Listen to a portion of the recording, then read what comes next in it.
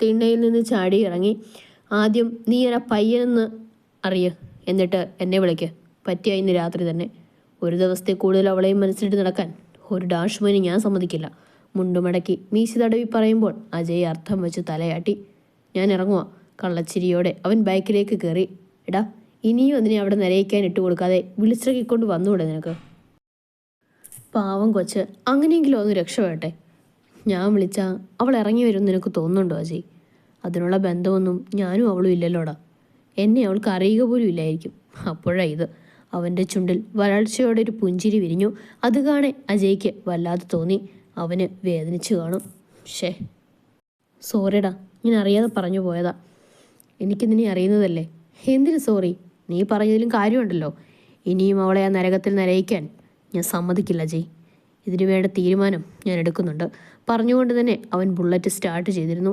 അജയെ നോക്കി തലയാട്ടി അവൻ ബൈക്ക് മുമ്പോട്ടെടുത്തു. വന്നവരൊക്കെ എല്ലാം തീരുമാനിച്ചു പോയതും ഗൗരി തൻ്റെ മുറിയിലേക്ക് കയറി. താഴെ മുത്തശ്ശിയും വല്യച്ഛനും ചർച്ചയിലാണ്.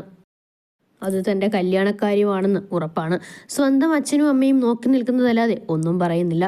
ഭയമാണ് അവർക്ക്, തന്നെ പോലെ തന്നെ. പക്ഷേ ഏട്ടനുണ്ടായിരുന്നുവെങ്കിൽ ഒരുപക്ഷെ തൻ്റെ അഭിപ്രായം ചോദിച്ചേനെ. മുത്തശ്ശി എതിർത്ത് സംസാരിച്ചേനെ. പക്ഷേ അവനും ഇവിടുന്ന് രക്ഷപ്പെട്ടു പോയല്ലോ. തന്നെക്കുറിച്ച് ഓർക്കുക കൂടി ഉണ്ടാവില്ല ഏട്ടൻ. ചിന്തയോടെ കിടക്കയിലേക്ക് ചാഞ്ഞവൾ. പ്രത്യേകിച്ച് ഒരു ഭാവമാറ്റവും അവൾക്ക് തോന്നിയില്ല. ശീലമായതുകൊണ്ട് തന്നെ അതൊക്കെ അംഗീകരിച്ച് നീങ്ങാൻ അവളുടെ മനസ്സ് പാകമായിരുന്നു. മുമ്പ് വന്ന ആലോചനയെപ്പോലെ ഇതും മുടങ്ങിപ്പോകാൻ അവൾ പ്രാർത്ഥിച്ചു. ഇവിടുന്ന് രക്ഷപ്പെടണം എന്ന് മനസ്സ് വാശി പിടിക്കുമ്പോഴും അത് ആരുടെയോ കൂടെ ആവാൻ ഹൃദയം വഴങ്ങുന്നില്ല. എപ്പോഴാ രാജകുമാര കുതിരപ്പുറത്ത് വന്ന് എന്നെ ഇവിടുന്ന് രക്ഷപ്പെടുത്തുന്നത്? അവൾ ചിരിയോടെ ഓർത്തുപോയി. വാതിലിൽ തട്ടുകേട്ടാണ് ഗൗരി കണ്ണുകൾ ചിമ്മി തുറന്നത്. രാത്രി വൈകി കിടന്നതുകൊണ്ട് തന്നെ ഉറക്കം ശരിയായിരുന്നില്ല. മുഖമൊന്ന് അമർത്തി തുടച്ച് ദാവണിയുടെ ഷാള് ചുറ്റി വാതിൽ തുറന്നതും മുന്നിൽ ചിരിയോടെ നിൽക്കുന്ന ആളെ കാണെ അവളുടെ മുഖം വിടർന്നു. ഒരു മാത്രയിൽ സ്വപ്നമാണെന്ന് കരുതിപ്പോയവൾ. കിച്ചേട്ടാ, അത്ഭുതത്തോടെ വിളിച്ചവൾ ആ നെഞ്ചിലേക്ക് പതുങ്ങിയിരുന്നു. നന്ദൻ അവളുടെ മൊഴിയിൽ തലോടി. സുഖമല്ലേ എൻ്റെ കുഞ്ഞിന്? വാത്സല്യം നിറഞ്ഞ അവൻ്റെ സ്വരത്തിൽ അവളുടെ കണ്ണുകൾ നിറഞ്ഞു. എത്ര നാളായി ഈ സ്നേഹം അനുഭവിച്ചിട്ട്.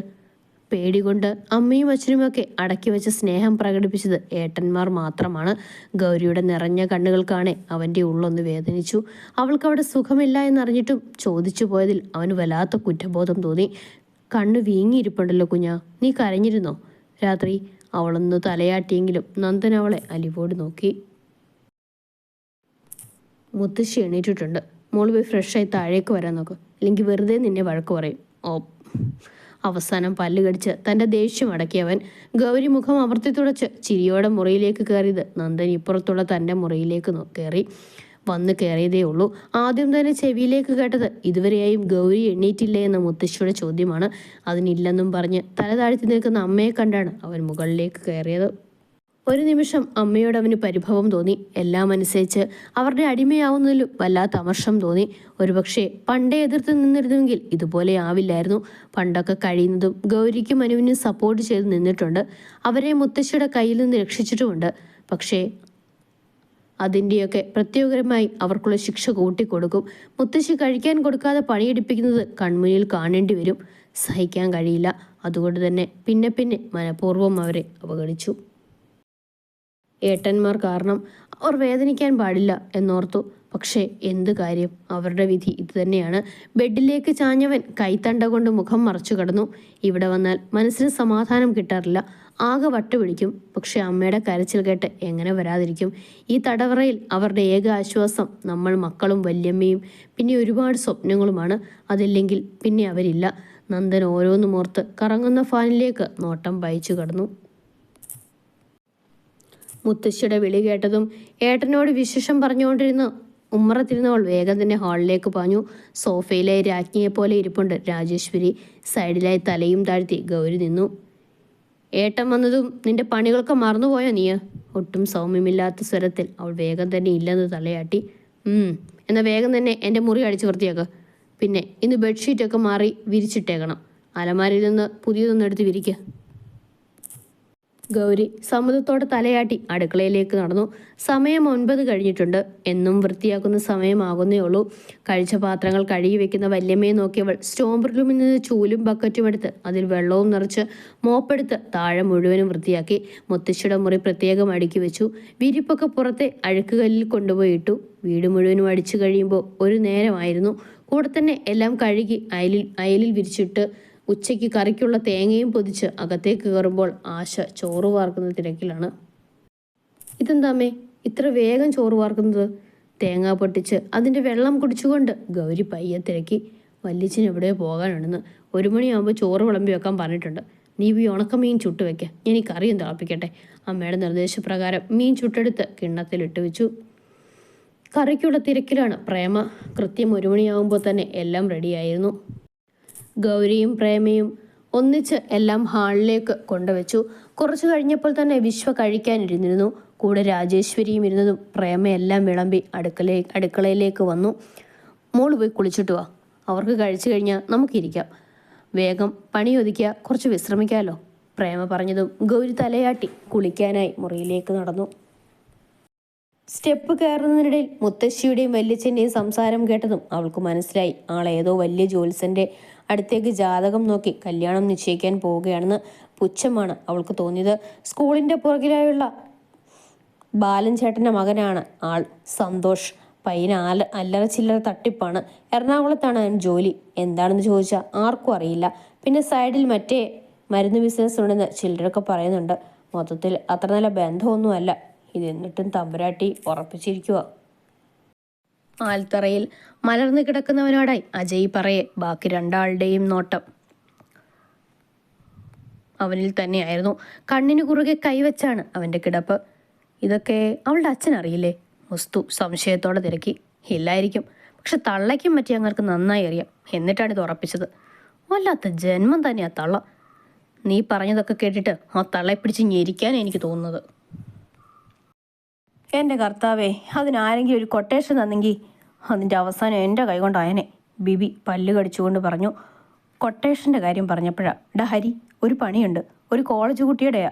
പഠിപ്പിക്കുന്ന മാഷിനെതിരെയാണ്. വലിയ തെറ്റൊന്നുമില്ല, ജസ്റ്റ് ഒന്ന് പെരുമാറി വേണം, അത്രയേ ഉള്ളൂ. എന്തു പറയുന്നു? മെല്ലെ അവൻ്റെ കൈയെടുത്തു മാറ്റി ആ മുഖത്തേക്ക് നോക്കിയതും ഹരി എഴുന്നേറ്റിരുന്നു. ഏത് കോളേജിലെ മാഷ? ഹരി അലസമായി തിരക്കി. ടൗണിലെ പ്രൈവറ്റ് കോളേജിലെ ഞാൻ കണ്ട. ആൾക്ക് കുറച്ച് ഞരമ്പ് രോഗം കൂടുതലാണ്. അതുകൊണ്ട് കൊട്ടേഷനായല്ല, ജസ്റ്റ് ഒരു ഉപദേശം. പെണ്ണ് പൈസ തന്നതാ, ഞാൻ വാങ്ങിയില്ല. അത് നന്നായി. ഇതിനൊക്കെ പൈസ വാങ്ങിയ പടച്ചോ നമ്മളോട് പൊറുക്കില്ല. അല്ല, എപ്പോഴാ ടൈം? മുസ്തുവാണ്. വൈകിട്ട് കോളേജ് വിടുന്ന സമയത്ത് നിങ്ങൾ 2 ആളും ടൗൺ വരെ പോയി എല്ലാം അന്വേഷിക്കുക. അയാളുടെ വീട്, പോകുന്ന റൂട്ട്, സമയം എല്ലാം. നാളെ രാവിലെയോ വൈകിട്ടോ നമുക്ക് നോക്കാം. ബിബിയെയും അജയും ചൂടി ഹരി പറഞ്ഞു. 3 ആളും തലയാട്ടി. അവൻ്റെ കാര്യത്തിൽ എന്ത് തീരുമാനിച്ചു? വെറുതെ വിടാൻ പോവുകയാണോ നീ? ഹരി ആൽത്തറയിൽ നിന്ന് ചാടി ഇറങ്ങി ബൈക്കിലേക്ക് കയറി. ഞാനൊന്ന് ആലോചിക്കട്ടെ. നീ കിട്ടുമെങ്കിൽ അവൻ്റെ നമ്പർ എനിക്കൊന്ന് സെൻഡ് ചെയ്യ്. പിന്നെ ഇനി ഞാൻ വണ്ടിക്ക് വരുന്നില്ല, വീട്ടിലേക്ക് പോവാം. അജയ് തലയാട്ടിയതും ഹരി ബിബിയെയും മൂസേനെയും നോക്കി ബൈക്ക് മുന്നോട്ടെടുത്തു.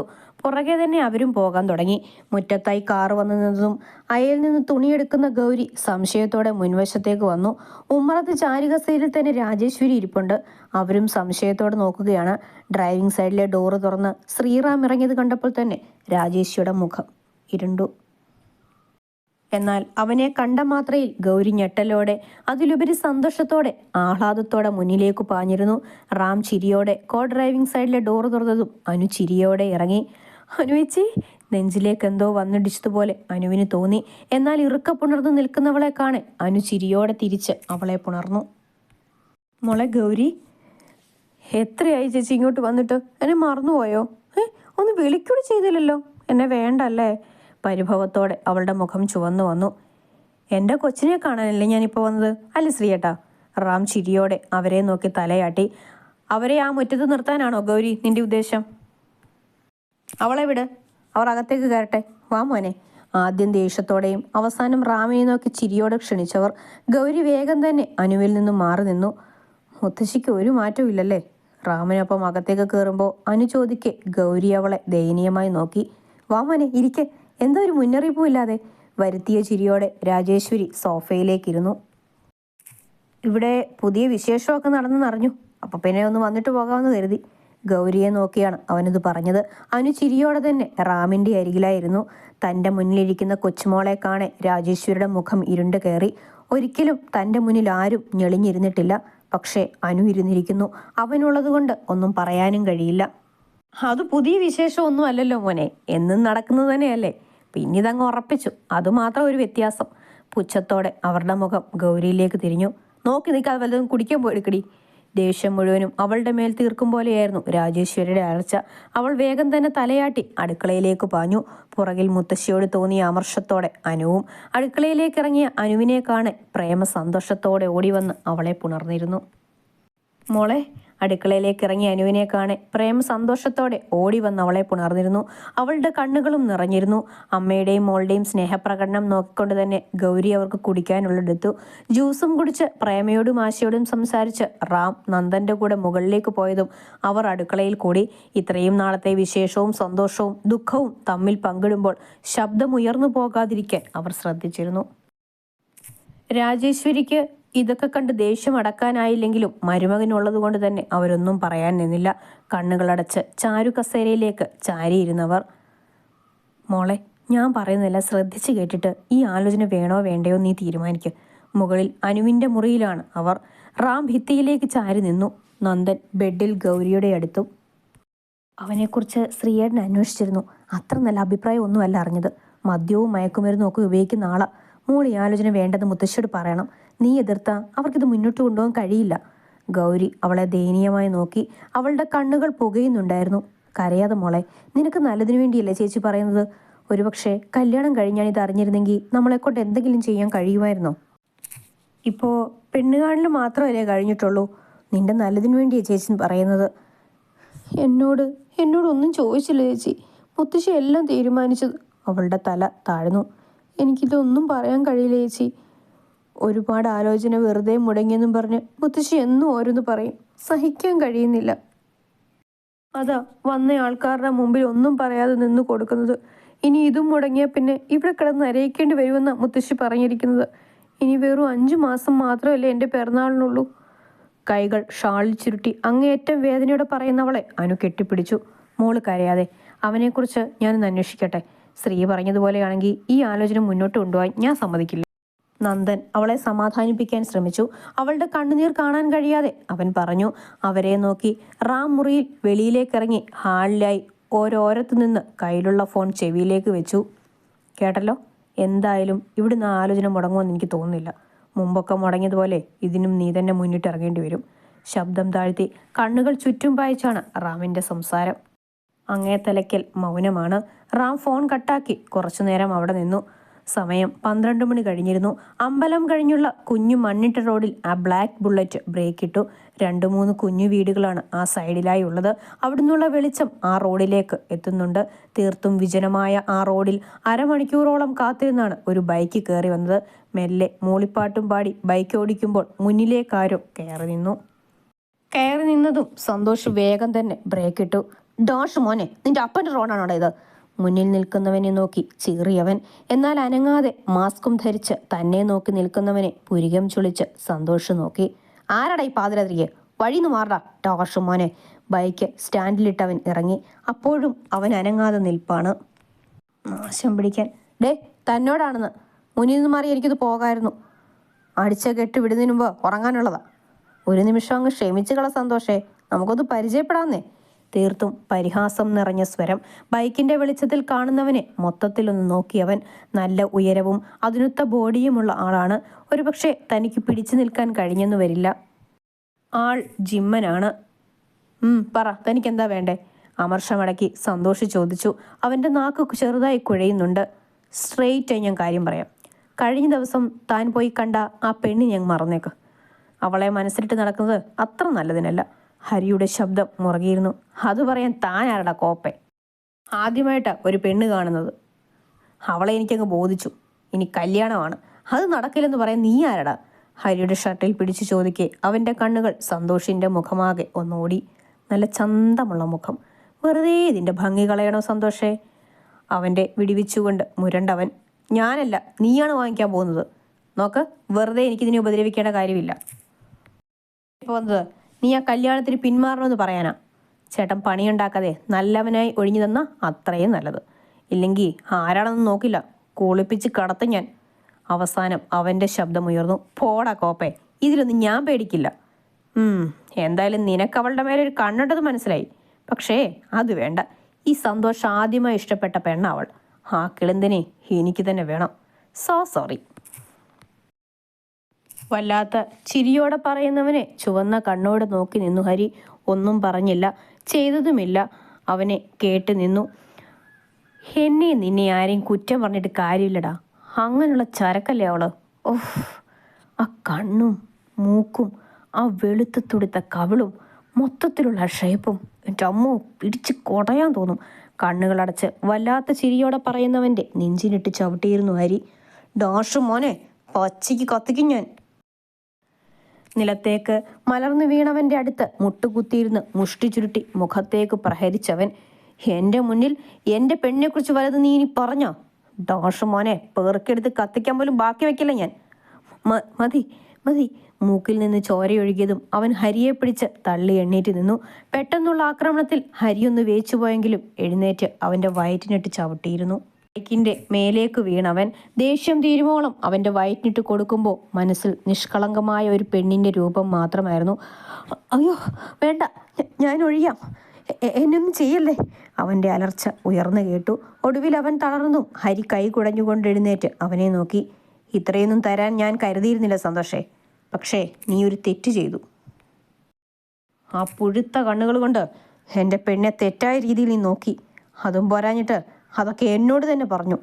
അതിനു മാത്രം നിനക്ക് മാപ്പില്ലടാ, മനസ്സിലായോ? ഓ! നിലത്ത് കിടക്കുന്ന അവൻ്റെ കൈവെള്ളയിലേക്ക് ചവിട്ടി ഞെരിച്ചവൻ. അവൻ്റെ അലർച്ച ഉയർന്നു. എന്നാ വീട്ടിൽ പോയി പറഞ്ഞേക്ക്, എനിക്ക് കല്യാണം വേണ്ടത്. നാളെ തന്നെ ആ വാർത്ത മണിമംഗലം തറവാട്ടിലേക്ക് എത്തണം.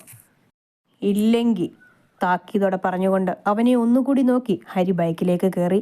ഞെരങ്ങി അവൻ പോകുന്നതും നോക്കി സന്തോഷ് നടുറോഡിൽ വേദനയാൽ പുളഞ്ഞു.